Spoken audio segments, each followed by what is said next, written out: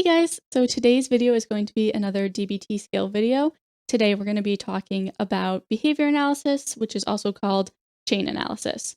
So the purpose of doing a chain analysis is to figure out the causes of engaging in a problem behavior, learn how to recognize when you're starting to go down the path of engaging in the problem behavior again in the future, and to help you plan out how to avoid the problem behavior for next time. And we're going to go through 8 steps of how you do a chain analysis, and then we will go through a brief example. So step 1 is to describe the problem behavior.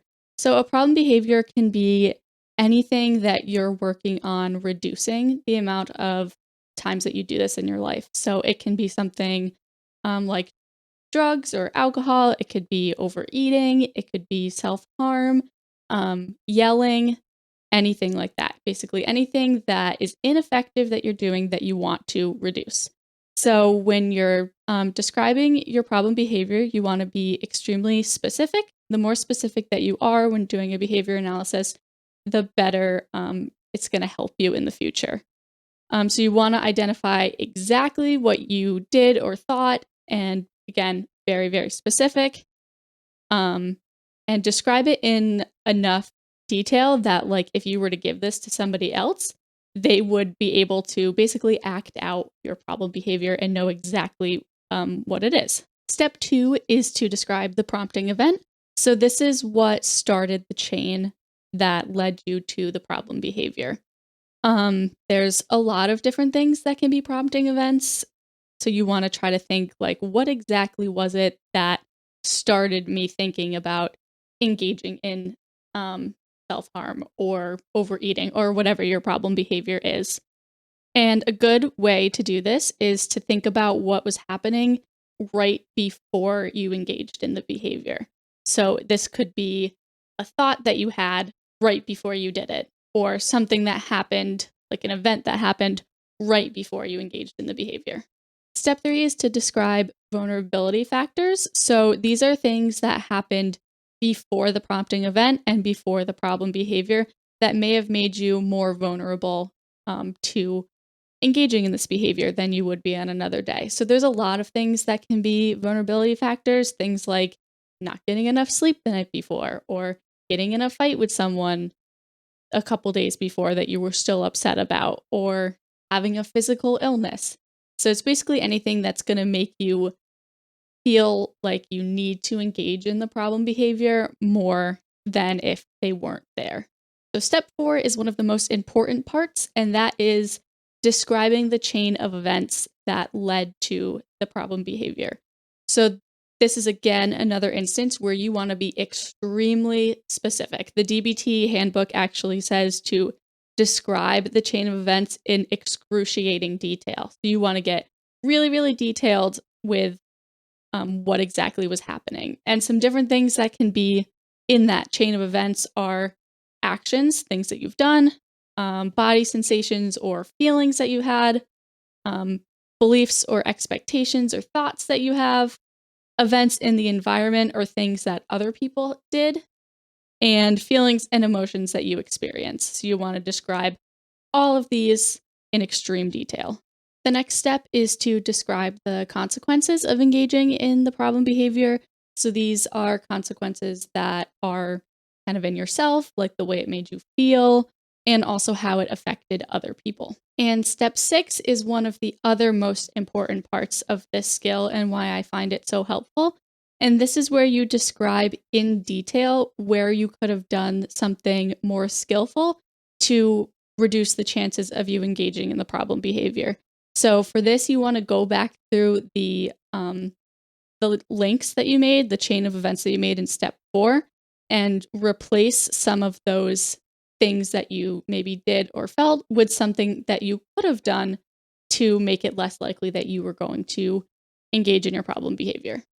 Step 7 is to go back and look at your vulnerability factors and come up with a way that you could maybe prevent some of these from occurring in the future. So with some vulnerability factors, you can't really change. Like, if you didn't get enough sleep, that's not something that you can necessarily change. You could try to go to bed earlier or things like that. But if you're someone that has trouble sleeping, you're not really going to be able to change that. So you just want to look at your vulnerability factors and see if there are ones in there that you could have done something else to help reduce your vulnerability. And again, to make it less likely that you would engage in the problem behavior. And finally, step 8 is to describe what you're going to do to repair any of the consequences that you found in step 5. So sometimes this means apologizing to repair a relationship or other things like that. So you want to look again at what consequences did this cause for yourself and what did it cause for others, and how you can basically make amends for what you did to help preserve relationships or make yourself feel a little bit better about yourself. All right, so I know sometimes looking at these things in a more general way can be difficult to conceptualize how this actually works. So I'm going to go through a quick example with one of my problem behaviors from a couple months ago when I engaged in this problem behavior and how I did my own chain analysis on it. So for step 1, I described my problem behavior, and for me, this problem behavior is self-harm. For the prompting event for this specific time, I put that the immediate prompting event that happened kind of right before I engaged in this behavior of self-harm was a thought that popped into my head that I am so overwhelmed and my emotions are so high that there's no other way that I can handle them unless I engage in self-harm. And for this particular time, when I looked at the vulnerability factors, for me, it was I did not sleep well the night before. I had a lot of nightmares, and they were really stressing me out because my nightmares are trauma related. So those nightmares were kind of replaying in my head that following day. And I was just really tired, really exhausted. And I had also had a really difficult doctor's appointment the day before that was already making me feel emotionally overwhelmed and really feeling down on myself. And also in this particular time, it happened on a holiday weekend, and holidays are extremely difficult for me.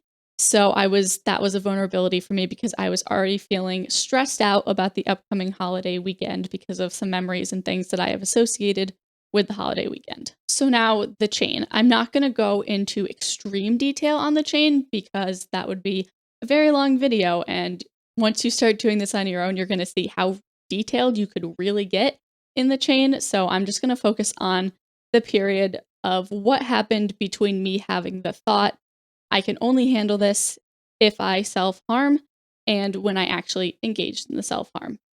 So the first thing in my chain was that thought that popped into my head that I need to self-harm in order to handle what I'm going through.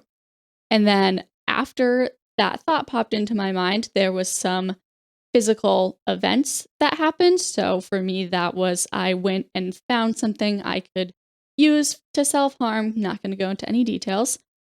So I went and I found the thing.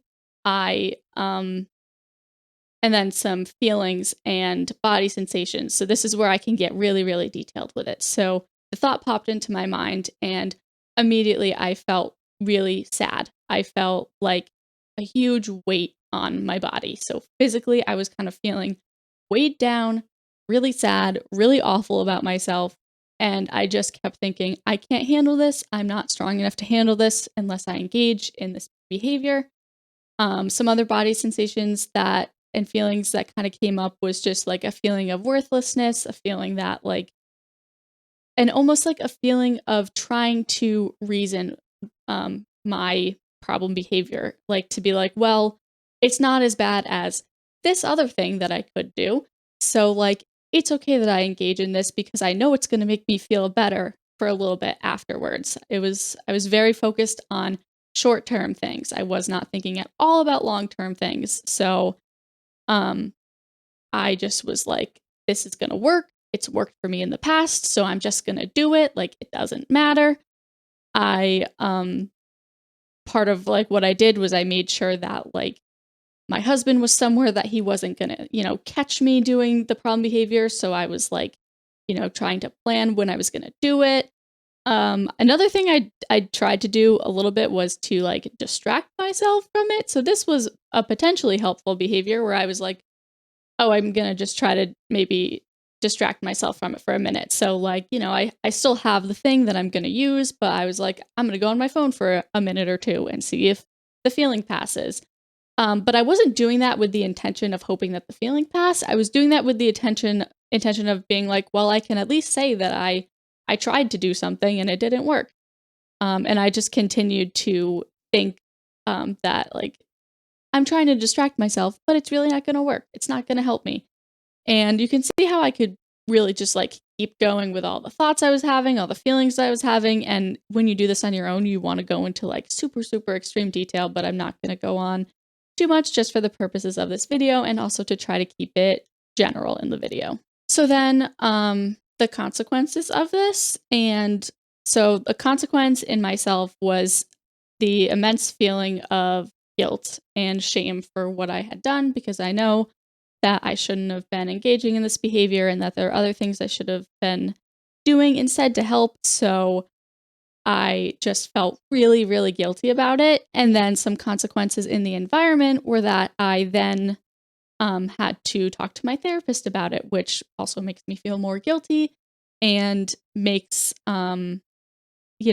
it makes it a little bit harder for him to trust me, because sometimes I say that I won't do this behavior, but then when I do it anyways, that's one of the consequences, is that the people that are helping keep me accountable lose a little bit of trust in me. So then for the next step, for describing some skillful behaviors I could have done to replace some of the links was, so a lot of the links were my thoughts of how I couldn't handle this unless I engaged in self-harm. So a way for me to replace this with some skillful behaviors is to work on challenging my thoughts a little bit. And when the thought comes up that I can't handle this without self-harm, I could try to remind myself of other times that I felt very emotionally overwhelmed and didn't self-harm and still made it out fine. Other things that I could have done was, instead of just kind of trying to distract myself but not really thinking it's going to work, I could have done something with another person to distract myself. So instead of, trying to hide this from my husband and figure out like when I could go engage in self-harm that he wouldn't notice, that I could actually go and do something with my husband instead. And that way I could distract myself and also have a little bit more accountability, because then I'm not alone and I'm with another person. Another skill that I could have done is that there's a lot of skills that I know that I can use when I have really, really high self-harm urges. And in this particular time, I didn't use any of them.